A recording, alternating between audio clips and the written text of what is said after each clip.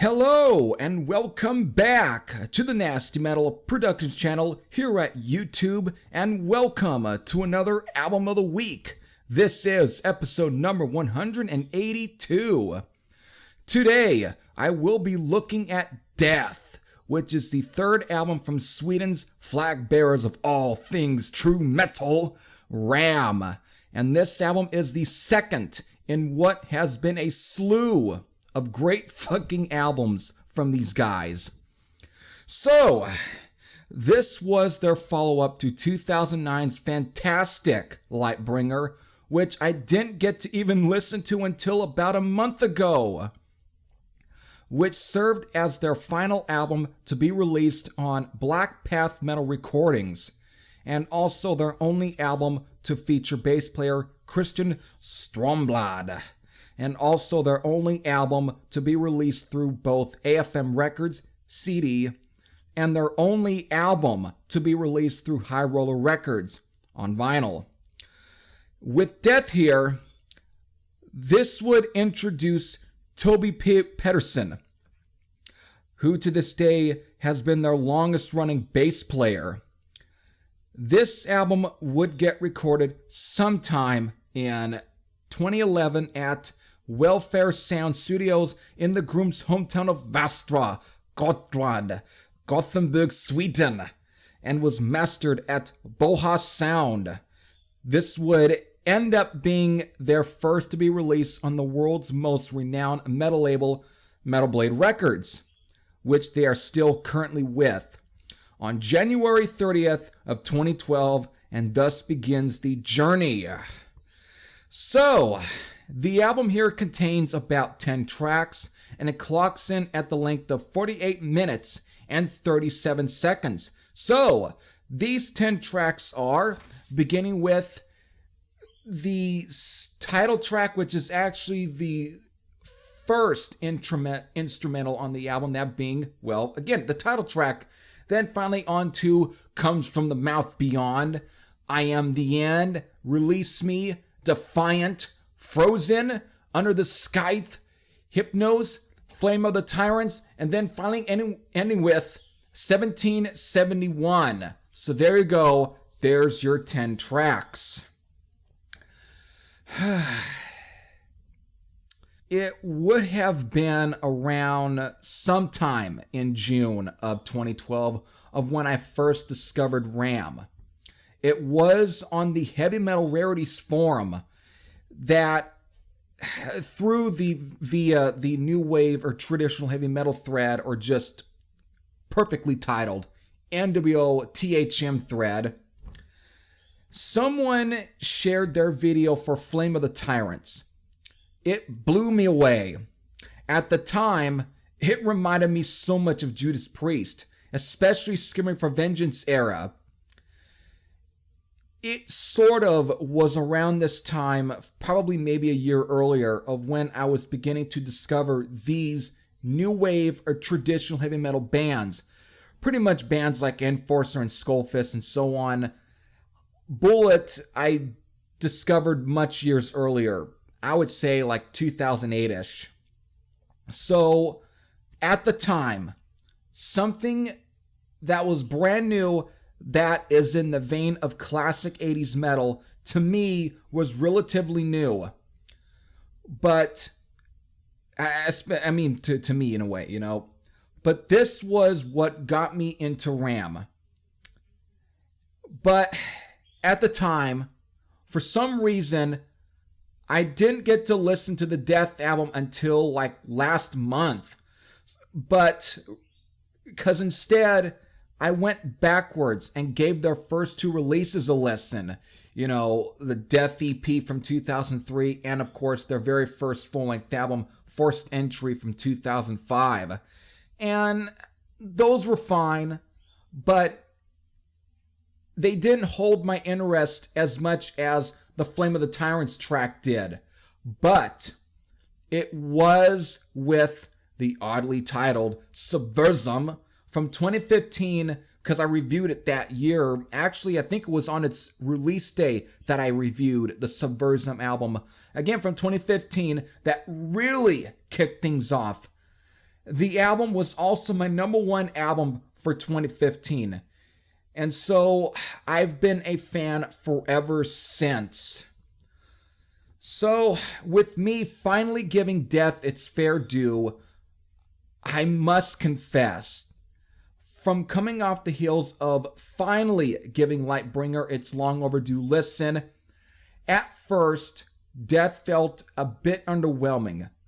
Maybe it's because Lightbringer sounded much more like their later albums from like Subversum up to about The Throne Within, more than this one does, and that could also be due to the fact that the guitars have more of a crunchy fuzz to them, which I now come to like. It was on my second listening to this that I began to love it. And now this album has become, it's become hard to figure out where I would rank this album in my list of top 5 albums from Ram. So now it's time to have me fully elaborate my expression or my first impressions of the Ram album here, Death. So let me get into this here now. So this album begins with the title track, which is only a 2-minute and 54-second instrumental. But man, it's a fucking cool instrumental. Totally reminds me of something from like Goblin, the Italian prog band that did most of Dario Argento's film scores. Mostly back in the 70s, with like Deep Red and Suspiria. But I know that one of the members of Goblin ended up working on the score for Tenebrae, I believe, from 1983. So, I digress. Then we get into Comes from the Mouth Beyond, which, if you combine both song titles, it actually reads as Death Comes from the Mouth Beyond, which is a fucking badass way they did that. It's so fucking awesome. It's a badass song with a killer riff, and thus we begin to being treated to some really fucking cool songs on this album. Cause then we get into I Am the End, which has this rolling beat to it. In effect, whatever. The riff is just so goddamn cool. It reminds me of Sin After Sin era Priest, which again, I'll get back into Flame of the Tyrants here. But it's an awesome song. But then Release Me is next. This one is a straight up rocker. Again, in the Judas Priest school of heavy metal. Now, Defiant is more straight up metal. In the Sanctuary, which Ram gets compared to a lot. Liege Lord of US power metal. Oh my god. This is so freaking great. Next up is Frozen. This one, it's a slower track, but it has such an aura that reminds me a lot of Saxon's The Eagle Has Landed off of Power in the Glory. I know I'm speaking too quickly. It's just a freaking great track, and Morgan Pedersen is just a beast on here. He's not really drumming his ass off as he does on most of the faster cuts, but his rhythm is amazing. He reminds me so much of the late Kazi Powell, with the way he handles himself and how he keeps things up. The steadiness. He's just a great drummer. And he continues to prove that with Under the Scythe, which is a great banger. Originally, it was released as a single the year previously. The last release through High Roller, actually, which included a cover of Merciful Fate's classic Evil, again, off the Melissa album. So, and it's a pretty cool cover anyways. Next up here is Hypnos. This one's a cool song too, another slower one as well, but not as much as Frozen was. But it's still good though. Finally, we get into Flame of the Tyrants. This is where it all started for me. The song that got me into these guys in the first place. It's a badass song with plenty of hooks. Oscar Carlquist belts out a hell of a performance. His voice is what makes Ram, Ram. What a kick-ass fucking song Flame of the Tyrants is. So finally, 1771 ends off the album, and it's more of a epic, grandiose number that reminds me of something I would expect from Queen. Mostly like the beginning to A Day at the Races, the album itself, probably the beginning of Tie Your Mother Down, at least on the album, not the single version, because I think most of the single versions, especially that was, I think, what used for a music video, they cut off the that little intro or something, but that intro that actually would kick in before Tie Your Mother Down is what the stuff on 1771 reminds me so much of. Again, it's meant to be glorious and imposing, but it's drenched in a much more darker tone than what Queen would do with their sort of grandiose, very epic, almost operatic sort of numbers or intros, whatever, outros, stuff like that. You get the point. And I'm just trying as much to picture this as much as good as I can for you guys. And that's just, to me, is what I get from the 1771 track. But goddamn, this does fit the image of Ram, though. It's a really cool way to end off this brilliant album. So, what a strong album Death is. I can't believe it took me 10 years to listen to this. I really wasn't disappointed. What a great album. So, 10 years.